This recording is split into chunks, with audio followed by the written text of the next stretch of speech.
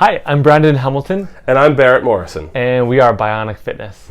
Today we wanted to talk to you a little bit about pelvic positioning and control. The main thing we're going to discuss is an anterior pelvic tilt. This can be a compensation pattern for anybody that sits at a desk for work.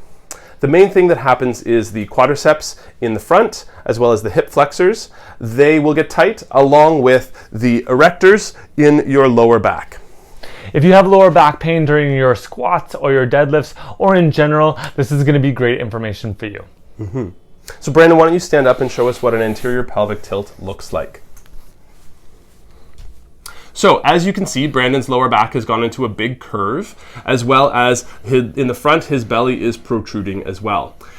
You can see as well that there's a bit of a notch here in the front between his hip flexor and his abdominals.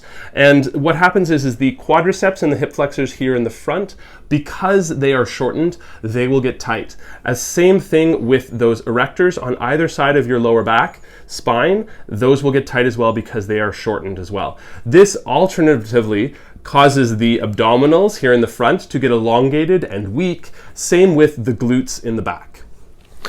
So what we're going to do here is we're going to teach you how to move your pelvis effectively so that we can kind of prevent and correct those issues, right? So if Barrett can come down into all fours, then at home you can join us with this also if you like. Come forward just a little bit. Perfect. So what I'm going to do is I'm going to get Barrett to do cat-cow, which you'll find in yoga often. So come on down into a cat position. Perfect. As you can see, his back is nice and rounded, his tailbone is tucked in, and Barrett, do you feel your abs and your glutes fired and doing most of the work there? Perfect. And if you come down into a cow position where you're sagged through the middle, do you feel how your lower back or erector muscles take over here? It feels shortened. Yeah. Right, so what I want you to do is keep going back and forth between those two movements.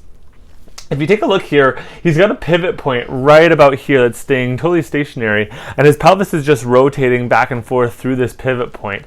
And so just by controlling that pelvic positioning, he can control whether his lower back or his abs and glutes are taking that contraction. So what we're going to do here is we're going to teach him how to do this movement and how to move his pelvis and control that pivot point in a few different positions. So come on up into a high plank position, Barrett. Perfect. Let's do it wrong for everybody at home first. This is what I see a lot of people doing is their hips go up and down, up and down. We want to try and keep the hips nice and low and stationary and just do the cat-cow in the one position. So his pivot point remains stationary here, right? Do you feel the lower back here? Yeah. And abs and glutes? Great. Absolutely. Perfect. Back and forth. So he's controlling this pretty well and he's moving really nicely. Let's come into a standing position. We do the same thing. This is what I just did for you guys. So what he's going to do here is he's going to go into cat-cow in a standing position. Good. And you should be able to see physically his lower back muscles contract, that lower back shorten versus his abs and his glutes firing and stabilizing everything, right? And it's just back, forth, right? Good. Last place we're going to do this is in a half squat position. So come on down.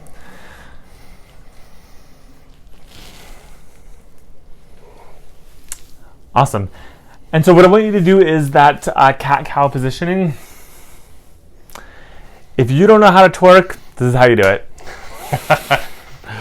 All right. So again, his pelvic pivot point is stationary right here, and you can see his lower back taking over versus rounding.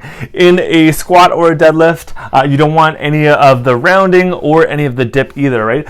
Find a nice neutral position here. We want that back to stay nice and flat so that the pressure is not in the lower back. Instead, the large muscles in the back, the glutes, end up taking the pressure and the weight.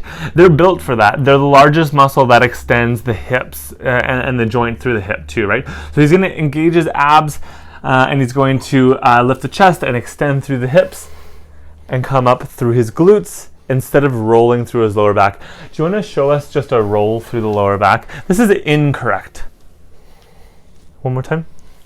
If you can see, he's chest all the way up and he's rolling through this lower back, up, right? We don't want that. That's too much pressure through the lower back, right?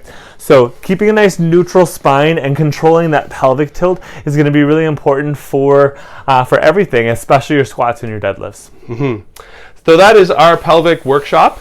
We're going to be doing a little workshop on squats later on, so keep your eyes out for that. If you have any questions, leave them in the comments below. As well, if you can reach us through our Instagram, which is bionic_fit, or you can reach us through email, which is bionic.fitness.ltd@gmail.com. Have a safe and healthy and effective workout.